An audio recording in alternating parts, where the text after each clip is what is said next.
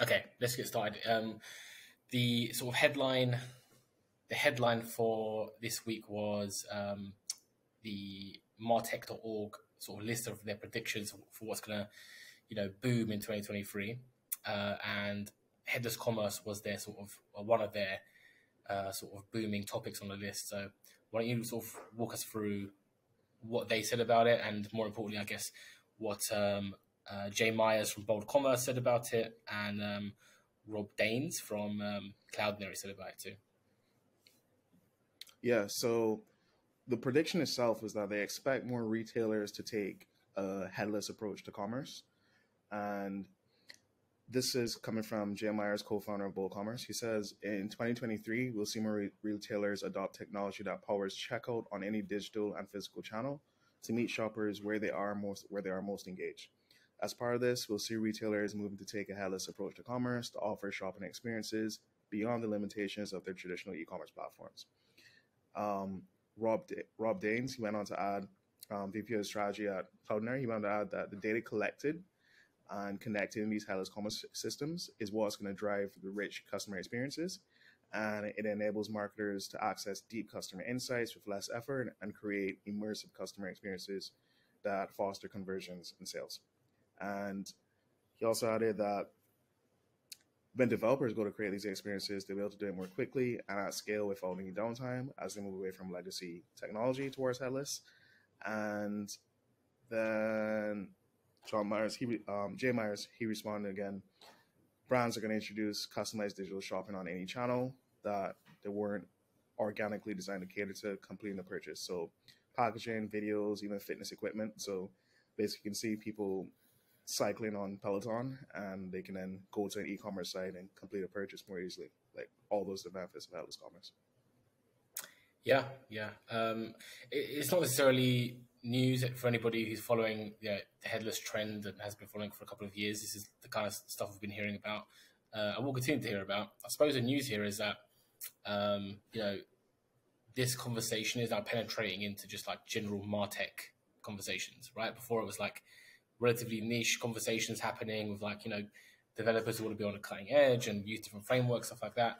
Now it's like, oh, okay, the business benefits are sort of reaching far beyond just sort of like developer circles and, the sort of, again, as you mentioned before, getting to market faster or some of the other benefits they're mentioning.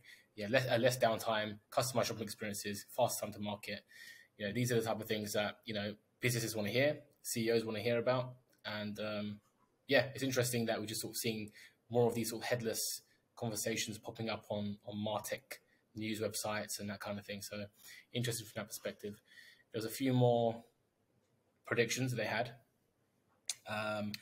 AI being used to improve operational efficiency, analytics and conversational uses like chatbots. I feel like it's already kind of been done, but it, to an extent. And I'm just not, analytics for sure, like predictive analytics, that kind of stuff, and feeding into personalization. Yeah. I think that's definitely an area where we're going to see AI being used more. Conversational use cases like AI chatbots. Again, it's kind of been done. I'm not sure if there's even that much innovation left on that front, because there's a lot of big companies who are using AI chatbots, and they serve their purpose. It could be a more intelligent chatbot, but there's just no need for it. Like, it just does its job, I guess. So that's kind of already been done. In-store experiences becoming more omnichannel, immersive in-store experiences. Yeah, for sure.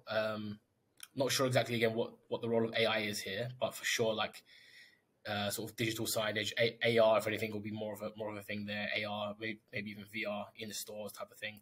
I've even seen that in a few stores actually. So that's for sure. Yeah. AR personalization, seeing customized product in real time. I guess probably more of a niche thing. I think like product configuration will be more of a thing, like just like, on screen customizing things. As for like a company asking you to put on an AR headset or something like that, or I suppose you could use it. I mean, yeah, with the phone, that kind of stuff, with like IKEA, again, it's already kind of been done. I'm trying to figure out ways they can innovate that. I don't know. I always feel like these predictions are kind of like either like they've been done or they're just going to be totally wrong. And I kind of feel like most of these have been done. What do you think? Yeah. So one thing I've been seeing, because everyone does these sort of predictions towards the end of the year, at the beginning of the new year, and I think they tend to be things that have maybe already started. I don't think it's usually anything that's so cutting edge, that's so brand new. But I think it's more about whether or not it's going to remain niche, or is it going to be something that's more widespread. Because even when I was reading like the point about the immersive omni-channel, immersive in-store experiences, where you see a digital sign when you enter, and then it gives you a customized store layout. That sounds pretty cool, but like, how many companies or big chains or whatever are actually doing that yet? So is it really a widespread prediction, or it's just like, oh, we're gonna see it? And like you mentioned, you've already started seeing it some places. So I think that's the caveat with any sort of prediction that we have. Yeah, and the whole AR thing, AR and VR, it's been like on the cusp of like about to boom, like for like 5-6 years. It just feels like, it's like, man, is it even gonna happen? Like, I'm just not even sure. I'm not even sure. At first, I was super excited about it, and it was kind of trending as the headless CMS trend was going along, and there was kind of like a correlation. It was like, oh man, maybe you can build out some really cool AR and VR experiences, and you can. But as you mentioned just now, like, how many companies are really doing that, and how many people are using AR and VR in their daily lives? Not many. Yeah. So I kind of feel like the AR thing is probably not going to be a big thing this year, but we'll see. Okay. The Headless movement 2023 and Adobe Experience Manager as a headless CMS. What's happening here? Yeah, so article we featured was titled "The Headless CMS in 2023." This is an article from Simon Jones at Studio 4 and Yanis Boy at Boy & Company. We featured a couple of articles from them in the past on DXP Report. But in this one, they talk about just the general explosive growth of Headless CMS. We spoke about on numerous occasions already. But they also mentioned that it's still kind of a confusing landscape. And some vendors are still, and I quote, some vendors are still struggling to define what they sell. So from the customer perspective, enterprises looking at Headless and considering it could be a bit overwhelming, especially if you have different vendors describing themselves in all headless vendors, but describing themselves in different ways. If you're new to the space, if you're still thinking about it, it's going to be a bit confusing. So they mentioned why you want to choose headless, like some of the reasons behind doing that in terms of when compared to like a traditional CMS. So you get cloud-based, get to basically deliver content different places. Then they go through the benefits like flexibility, speed, reusability of content, future-proofing, etc. And what you kind of need to succeed with Headless. So obviously it increases the technical complexity. So you need developers on your team to be able to help you do that. And how you can select the right Headless CMS. So do you need one for your particular use case? Exactly. And then they go on to mention key vendors in the space, 11 key vendors, their opinion, regular names we hear about often, like Contentful, ContentStat, HighGraph, Content AI, Storyblock, etc. And just kind of position themselves as a partner in helping companies figure out this.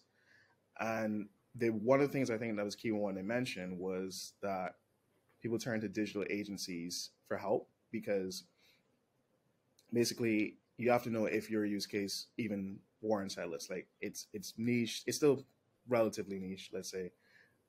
It's growing, but not everyone needs it.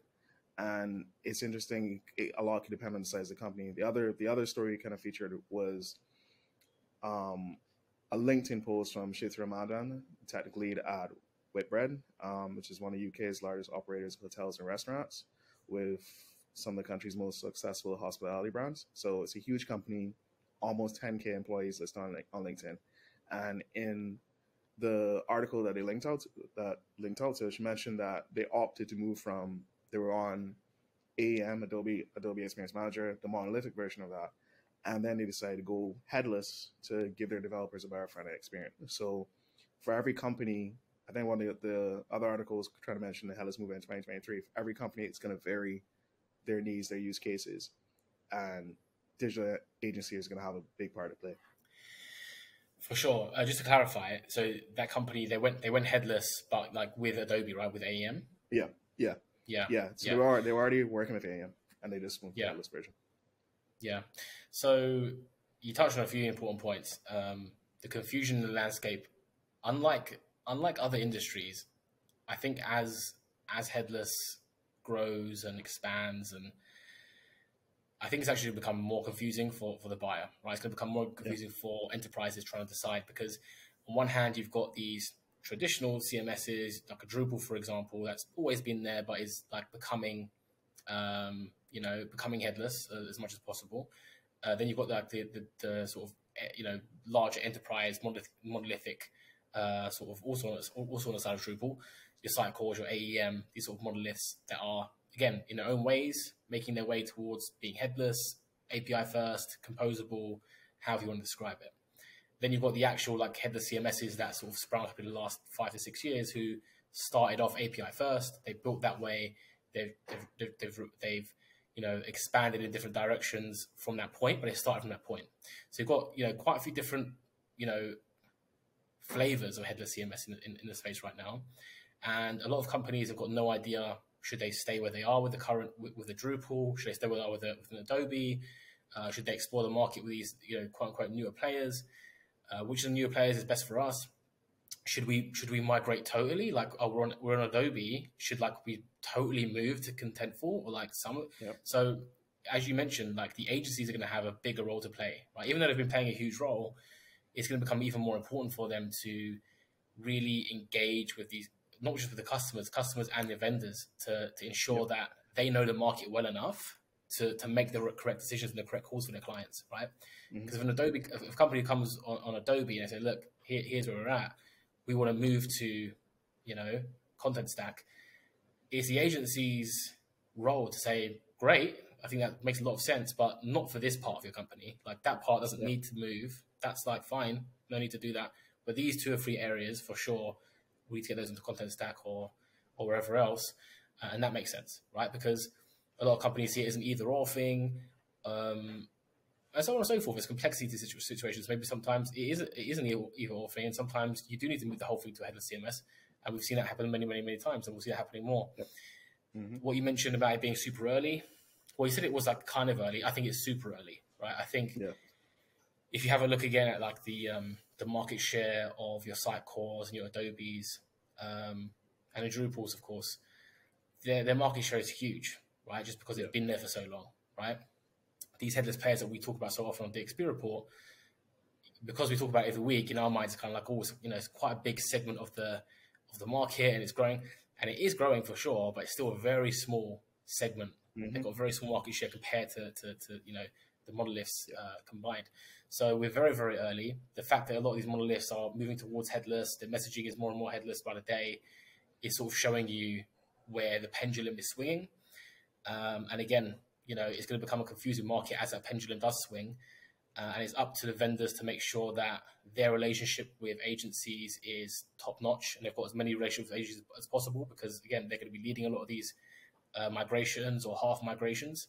And again, for agencies, it's very important that they also make more partnerships, understand the market even more, understand that, okay, this platform is fantastic for this very specific type of headless commerce project, whereas the other platform over there, we won't touch those for, government agency or something like that, right? They need to know these complexities. They need to know everybody in the market and know who's good at what, so that when, when a large company does come, you know exactly the kind of stack that they need and don't need, right? So that's something we're going to be trying to address and facilitate with the DXP Report over the next few months, to try and help agencies discover more vendors, help vendors discover more agencies, enable them to make more partnerships with each other to sort of tackle this sort of, big paradigm shift, quite frankly. It's going to be an interesting time, and we're going to hope to facilitate that. Okay. Anything else? Or are we good to go? I think we're good to go on this episode. Okay. That was a good thing. Excellent. Well, just about to hit 15 minutes, so good from that perspective too. Yeah, good. Andres, thank you for your time, and we'll catch up again next week. Sounds good. See you next week.